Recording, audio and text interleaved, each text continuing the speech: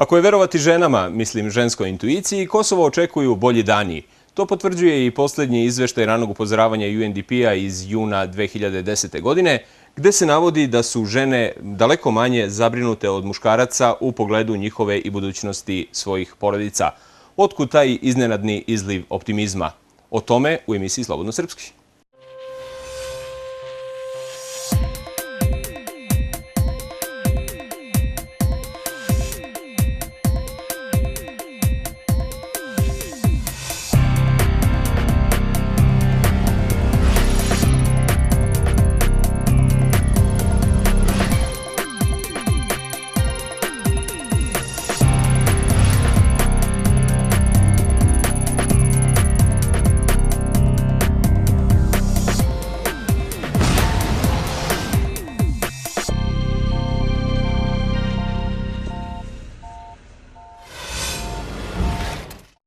Gordana Đorić, privrednik, humanista i predstavnik civilnog društva, gost emisije Slobodno srpski.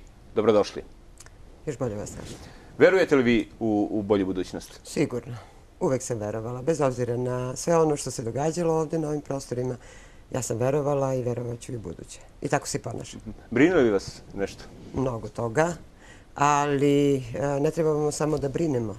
Mi moramo da budemo uključeni kako da rešavamo određene probleme, da bi opet ta budućnost bila lepa.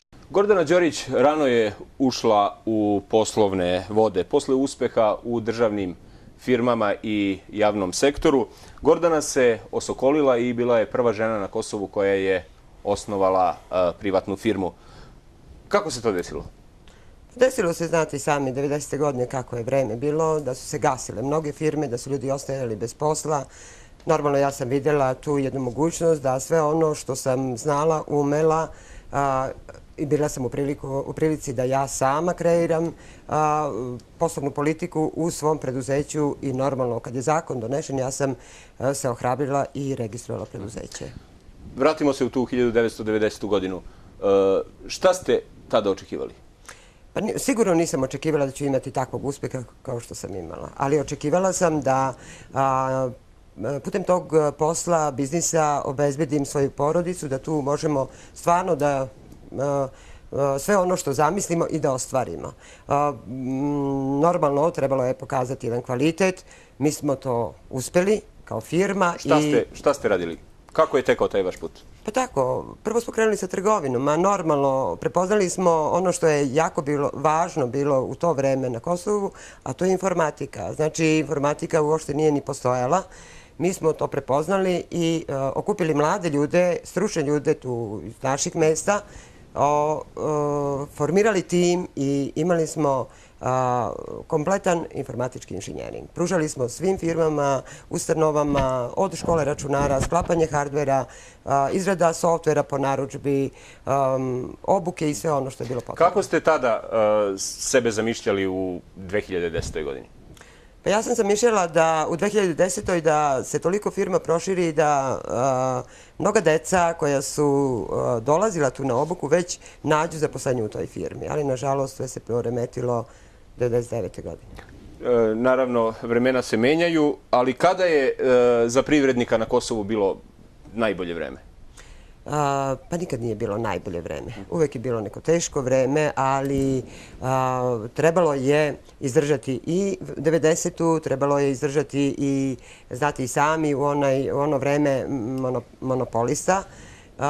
Trebalo je, znači, opstati samo isključivo kvalitetom. I mi smo se stvarno nosili tim putem i imali taj kvalitet koji je zadovoljavao sve moguće kriterijume, tako da su mnogi morali da nas angažuju. Meni kao ženi u to vreme je bilo stvarno jako teško, a samim tim što nisam bila nigde u nijednoj političkoj partiji, što bi ja rekla, nisam imala tatu, po znakom navoda, nego isključivo samo kvalitet je bio taj koji je meni otvarao mnoga vrata. Gde ste sada sa biznisom? Nažalost, prostorije koje posjedujem u Prištini, to je i dalje okupirano posle 10 godina i tamo su neki Albanci koji imaju profit od mog poslovnog prostora. Ja sam tu u Lapljem selu, Pokrenula sam jednu malu benzinsku pumpu i opet, eto, svih ovih godina, za 10 godina, živim od svog rada i ljudi koji sa mnom rade isto tako ostvaruju lični dohodak preko moje firme. Pre nego što smo razgovarali o ovoj emisiji, rekli ste mi da zatvarate tu benzinsku pumpu, da prestajete da se bavite tom vrstom biznisa. Zbog čega? Pa, nažalost, moram, iz razloga što nemam dovoljno novaca da bi mogla da tu benzinsku pumpu opremim na način da ona zadovolji sve moguće zakonske kriterijume. I sada su nam tražili da kupimo kasu, da nabavimo licencu, da se opremi pumpa, za to treba puno para. Ja nisam uspjela da oslobodim svoj poslovni prostor u Prištini da bi mogla da nešto... Da, ali bavite se tim biznisom ovih 10 godina. Zar je moguće da niste uspjeli da uđete, da tako kažem, u te neke legalne tokove ili da sada nastavite? Ne, ja sam radila legalno. Ja sam radila legalno, ali nisu tražili tada... Bar nisu tražili licencu, nisu tražili kasu, jer niko to nije radio. A šta je problem sada? A sada je problem zato što nemam dovoljno novaca. Za to mi treba sigurno negde oko 15.000 evra. A gde da nabavim taj novac? Da bi ja uložila u benzinsku pumpu i nastavila da radim. A drugo, znate i sami da ovde postoje, da kažem, na svako 5-6 km benzinska pumpa koja pruža i druge mogućnosti, i mi ne možemo da budemo konkurentni sa njima, tako da odlaze kod njih, kupuju gorivo, kod nas ima sve manje prometa i bolje zatvoriti nego raditi nešto što nećeš imati profit u budućnosti. Postoji li slobodna konkurencija na Kosovu u biznisu, ako znamo da postoje te takozvane državne firme, odnosno javna preduzeća koja su kao beli medvedi i uzimaju, da tako kažem, sve poslove, nisu ravnopravne sa tim privatnim kompanijama. Možete li vi da se izborite? Kosovo je jedna sasvim posebna teritorija i sasvim druge uslove pruža, uslove poslovanja pruža. Zapravo, moram da istaknem da mi ovde sigurno ne radimo pod uslovima da kažem, pod normalnim uslovima.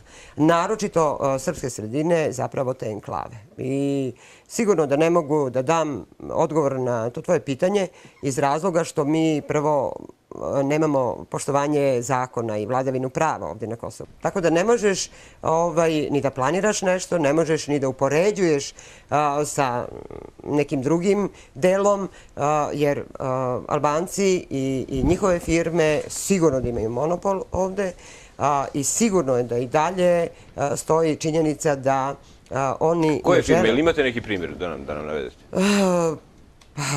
Da kažem, sve ove firme trgovinske, velike, koje postoje i koje mi odlazimo da kupujemo. Šta sprečava srpskog privrednika da posluje? Sprečava to što mi nemamo taj kapital. Tako veliki kapital, na primjer, da mi možemo da finansiramo jednu proizvodnju. Samim tim da dođemo do većeg rabata i da budemo konkurentni sa cenom. Znači, prvo, polazimo od toga. Drugo, infrastruktura. Mislim, vidite sami pod kakvim uslovima živimo i gde živimo. Znači, ako to nije uređeno, ako vi nemate od onog najosnovnijeg redovnu struju, da ne govorimo, evo sad i telefone, vodu, šta možemo da očekujemo, kakav razvoj možemo da očekujemo. Drugo, treće, vi na Kosovu nemate podsticajna sredstva. Znači, gde možemo mi stvarno da računamo na neke povoljne kredite sa povoljnom kamatnom stopom, sa dužim grace periodom za vraćanje. Znači, kad nemate sve to, onda ne možete. Od strane... Pa bilo je, ali to... Ove godine smo imali od strane Ministarstva za Kosovo i Metohiju. Ne, to su bili mali iznosi i sa tim kreditima nisi mogao da uradiš nešto veliko ako smo pričali da se upoređujemo sa albanskim firmama. Možemo nešto malo, neki mali biznis, ali ne možemo sigurno da napravimo veće firme i veće biznise. Za to treba puno para. Koji je glavni razlog što do sada nije otvoreno neko veće privatno preduzeće od strane srpskih biznismena? Kao što sam rekla ranije, srpski biznismeni nemaju toliko para. Sigurno nemaju toliko novaca da bi mogli da investiraju i naprave takvo preduzeće kao što prave Albanci. Mislim, to su činjenice. Mi smo imali velike preduzeće i mi smo se pokazali i dokazali kao veliki poslovni ljudi kroz svoje aktivnosti u prethodnom periodu.